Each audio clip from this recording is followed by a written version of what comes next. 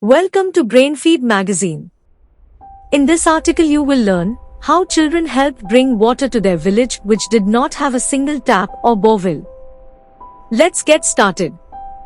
Child activists of Baal Panchayat, Aditi and Shriya of Latur district in Maharashtra lead 200 children to bring water to their village Vaishali Nagar. They were guided by the NGO SOS Children's Villages of India. The village was facing severe water scarcity.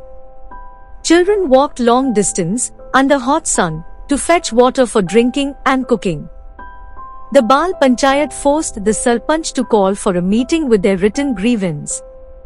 The children came to know that the water ATM scheme was not implemented due to lack of funds. They convinced every household that it is worth spending for a water facility that will improve their lives. People agreed and contributed. In 6 months Vaishali Nagar got its own borewell, water purifier and vending machine.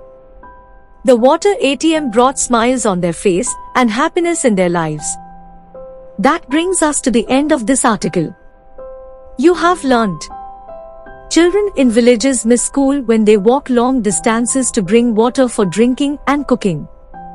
Children can take active part in social service and help bring water to the village. We hope you liked this article.